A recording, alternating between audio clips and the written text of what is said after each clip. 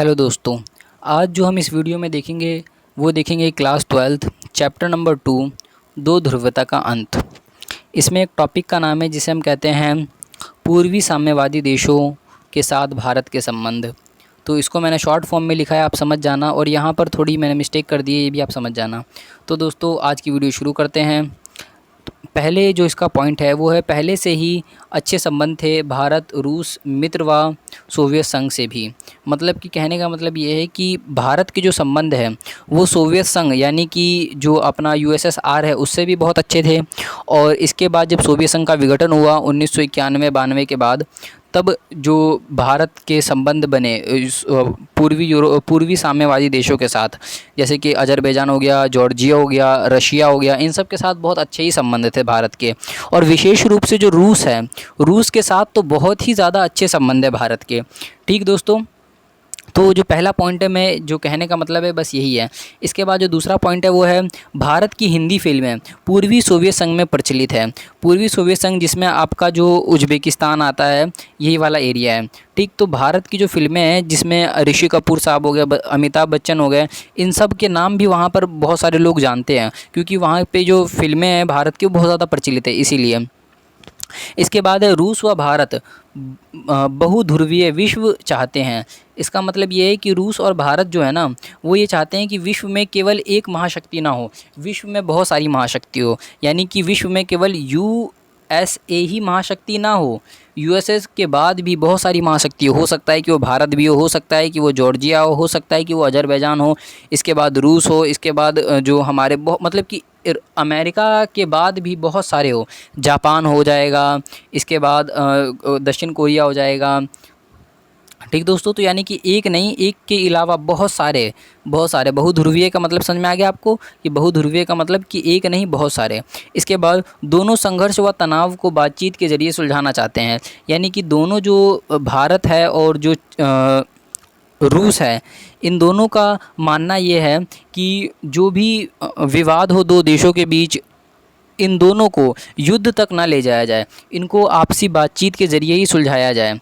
ठीक दोस्तों, और अगला जो है वो है दोनों चाहते हैं कि हर देश की अपनी स्वतंत्र नीति हो। स्वतंत्र नीति का मतलब यहाँ पर यह है कि ये दोनों का मानना है कि कोई भी देश किसी अन्य देश पर कब्ज़ा ना करे, यानी कि शक्तिशाली देश किसी अन्य देश पर कब्ज़ा ना करें। जैसे कि पहले था, जैसे इंग्लैंड का उदाहरण ले लो आप। इंग्लैंड जो है, इंग्लैंड ने क्या किया था, भारत को छोड़कर दक्षिण अफ्रीका हो गया, इसके बाद अमेरिका हो गया, इन सब पे कब्ज़ा कर रखा था। तो इंग्लैंड एक शक्ति है जो कि अन्य देश पे कब्ज़ा किया है। मगर क्या है, ये दोनों चाहते हैं कि अभी भविष्य में ऐसा कोई भी व्यक्ति ना हो जो कि किसी अन्य देश पर कब्ज़ा करे। ठीक, यानी कि वो जो है संप्रभुत्व हो देश, यानी कि वो अपने फ़ैसले खुद ही ले सके। जब वो अपने फ़ैसले खुद लेगा तो उसकी स्वतंत्र नीति होगी। ठीक, इसके बाद है दोनों चाहते हैं यूएनओ, जिसे हम कहते हैं यूनाइटेड नेशन ऑर्गेनाइजेशन। ठीक दोस्तों, जैसी संस्थाएं अधिक शक्तिशाली हो, यूएन जैसी संस्थाएं जब अधिक शक्तिशाली होगी तो यूएन जो है ये क्या है, युद्ध को रोकती है, ये शांति बरकरार करती है, ये जो है जो अमेरिका के वर्चस्व पे थोड़ा अंकुश लगाती है, ये एक मंच स्थापित करती है ताकि लोग वहाँ पर बातचीत कर सके। ये जो है पर्यावरण के मामलों पर क्या है, ये टिप्पणी करती है कि पर्यावरण ऐसा है, ये मानवाधिकार की हिमायती है, कि लोकतंत्र की हिमायती है। यानी कि सोच रहे हो यूएनओ जो संस्था जो है वो कितनी चीज़ों के लिए बेनिफिशियल है। तो ये दोनों चाहते हैं कि भाई यूएन जो है, यूएन को अगर हम शक्तिशाली बनाएंगे तो इन सारी चीज़ों का जो संरक्षण मिलेगा, इन सारी चीज़ों को। तो ये चाहते हैं कि यूएन क्या हो, यूएन एक बहुत शक्तिशाली संस्था बने। इसके बाद है 2001 में रूस भारत समझौता 80 द्विपक्षीय। देखो आपको मैं समझाऊँ, इसको थोड़ा बाद में आप समझाता हूँ। सामरिक का मतलब होता है हथियार से रिलेटेड, सुरक्षा से रिलेटेड। ठीक ना, तो यही है कि रूस और भारत में 2001 में क्या किया, हथियार इन सब के लेकर दो द्विपक्षीय समझौता किया कि ये जो है आपस में कुछ जो हथियार हैं उन सबको क्या करेंगे, बांटेंगे। बांटने का मतलब कि भाई वो उसको तकनीकी सहायता देगा, वो उसको तकनीकी सहायता देगा, वो उसको कुछ हथियार मुहैया करवाएगा, वो उसको हथियार मुहैया करवाएगा। ठीक दोस्तों, यही चीज़ है इसके अंदर। और इसके बाद क्या है, इसके बाद है रूस ने भारत को कश्मीर, ऊर्जा पूर्ति, आतंकवाद पर एक साथ, मतलब कि क्या है, और आपको पता है कश्मीर का जो एरिया है यहाँ पर अलगाववादी आंदोलन होते रहते हैं। होते रहते हैं।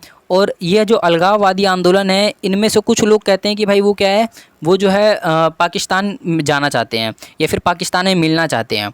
तो क्या है, ये जो मुकदमा है, ये मुकदमा जो भारत में नेहरू साहब थे, इन्होंने क्या किया, इस मुकदमा को यूएन लेके चले गए, यूएनओ, जो अभी हमने ऊपर नाम पढ़ा, यूएन लेके चले गए। तो यूएन में क्या हुआ, जो रूस है, रूस के पास एक वीटो पावर है।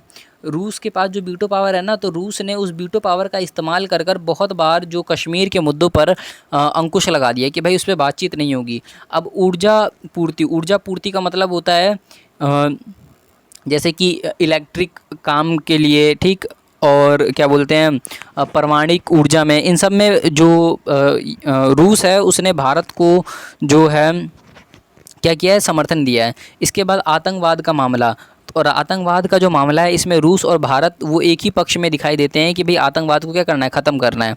ठीक, इसके बाद है भारत रूस का दूसरा खरीदार है, यानी कि कहने का मतलब यहाँ पर खरीदार का मतलब है कि हथियारों का खरीदार।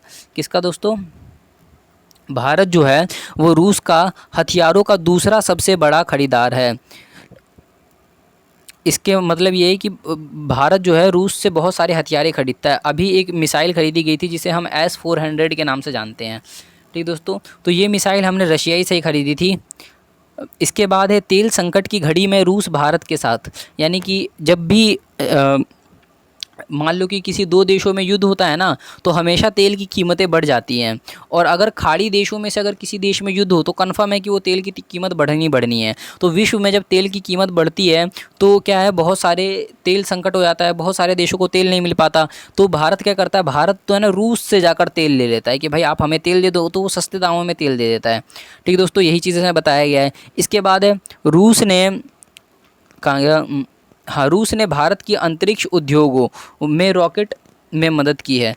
मतलब कि अंतरिक्ष उद्योग का मतलब ये है कि स्पेस की जो भी रॉकेट्स है, इसमें जो है रूस हो गया, सोवियत संघ हो गया, इसने हमारी सहायता की थी। क्या हुआ, आपको एक चीज़ बताता हूँ कि 1975 में हमने क्या किया, हमने जो सोवियत संघ है USSR, इसकी सहायता से हमने जो है अपना एक जो रॉकेट था उसको लॉन्च करवाया।